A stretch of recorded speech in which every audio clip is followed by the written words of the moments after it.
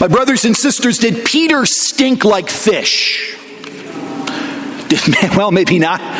Maybe he did. Maybe he stank like fish. After all, this was a professional fisherman, spent much of his life out on the sea in that little lake.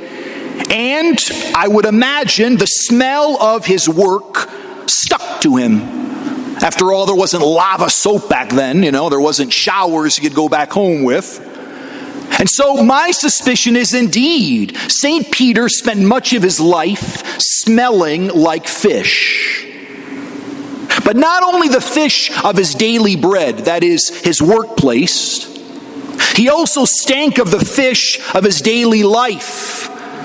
That is, his anger, his short temper, his willingness to make big promises and not follow through, his high ideals and his deep, deep passion.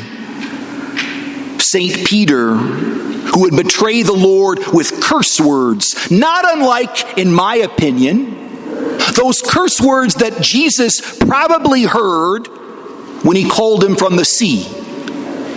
After all, he's a fisherman. Now, nothing against fishermen, but a professional worker like that probably had a bit of a mouth. That's my guess. It's my guess, take it or leave it. And it's my opinion that it's precisely that smell and that stink of life that drew Jesus to this one. There's an old saying, I've heard it quoted many times on bumper stickers and from pulpits. Every saint has a past and every sinner has a future. A beautiful, beautiful expression. Every saint has a past, every sinner a future. Some of the greatest saints in all of the church's history have been men and women who have had failures in their life, moral failures. St. Augustine, child out of wedlock, lived many, many years, bringing great sorrow to his mom, Monica, a wandering man looking for pleasure and for power and for fame. St. Francis of Assisi, who lived for much of his young life according to the motto of wine, women, and song.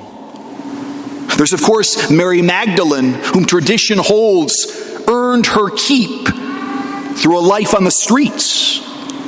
Ignatius of Loyola, who yearned for honor through military combat and through all of the accolades of the world. St. Paul, who was the great persecutor of the church. And then there is, of course, Peter. Peter, who betrays the Lord, who is nowhere to be found when the Lord needs him most. And even after his return to Jesus, even after Pentecost, still must be challenged by Paul because he is afraid of the crowd, as he describes the new dietary laws of the Christian faith. My brothers and sisters, no saint does not have a past. Every saint has a past. Every sinner has a future for those who cry out to the Lord. What about you? What about me? Maybe as we examine our life, we recognize our own brokenness, our own failures. Maybe you recognize that, you know what? You didn't parent real well. Maybe you look back upon your life and you recognize, I told some terrible lies that made my life more comfortable and brought misery to others. Maybe I violated the trust of a spouse. Maybe I participated in a terrible, terrible sin, contributed to the death of a child, perhaps. My brothers and sisters, we go to these extreme cases because mercy is extreme. Because the love of the Lord reaches deep into our brokenness. It is the Lord himself who is the ultimate fisherman, who does deep sea diving and finds us in our weakness, in our brokenness, in our poverty. My brothers and sisters, the Christian way of life is a way of life of hope. because we are loved despite our weakness, despite our failures to love and to listen and to act. But we are also people of hope because even in the midst of our weakness, we are still called to be missionaries. It's not only St. Peter who is called to be a fisherman, not only his brother Andrew or James and John, not only these men of the world, not only these men who are the first apostles, the pillar of the church. No. All baptized Christians, every single baptized Christian, regardless of your past, is called to be a missionary. It's a tactic of the devil, a tactic of the enemy to whisper in our ear, no, that's not for you. It's not for you to speak to your sibling about Jesus. It's not for you to be a representative of the faith in your workplace. That's not for you. Just keep your head down, do your best. That's for somebody else. No. You are called to be a missionary. You yourself are called to go out into the sea of your life and to bring Jesus to them and to invite them into this place through a life of compassion, through a life of love, through fidelity to prayer, through acknowledgement. I'm not perfect. Newsflash. I'm not perfect, but I am still called to proclaim Jesus Christ in the midst of my weakness. I've been reading some wonderful, very challenging books given to me by parishioners for Christmas. And one in particular has been deeply moving.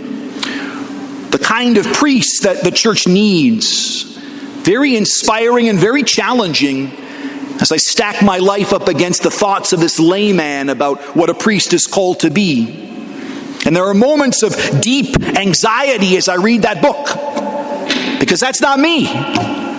I'm not like that. I may be called to be like that, but that's not me. And so I remember Peter. I think and I admire John Vianney, but boy, I take so much consolation from St. Peter. St. Peter was like me, so full of wonderful ideas and passionate and weak. So full of deep zeal for the Lord in one's intellect, but in the will, St. Peter, glorious St. Peter, whom Jesus chose. What kind of priest does the church need? What kind of Christians does the church need? Men and women who know that they are forgiven, who know that they are loved, who are called to perfection, but whom the Lord walks with now. And so, my dear brothers and sisters, again I say, maybe the reason why Peter was called was precisely because he stank. Precisely because from that bearded, messy face, curse words were spewing from the seashore. That precisely in the midst of his real humanity, barking orders at his brother, Jesus found him. He found him in his humanness, in his weakness, in his fishiness. And he loved him there. And he chooses this weak instrument to be a messenger of mercy. For the Lord delights. He delights to use the weak to proclaim his strength. That is the mystery of the cross. That is the mystery of discipleship. The work is the Lord's. So do not be afraid. Don't listen to the temptation that your life is meant to be one of mediocrity because the world knows that you are weak. No. Just because your family knows you have made terrible mistakes does not mean that you cannot still be an inspiration.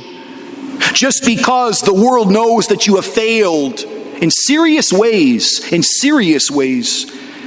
does not mean that you do not have a future, and a future as part of the building up of the kingdom of God. A kingdom made up of smelly people like me and you.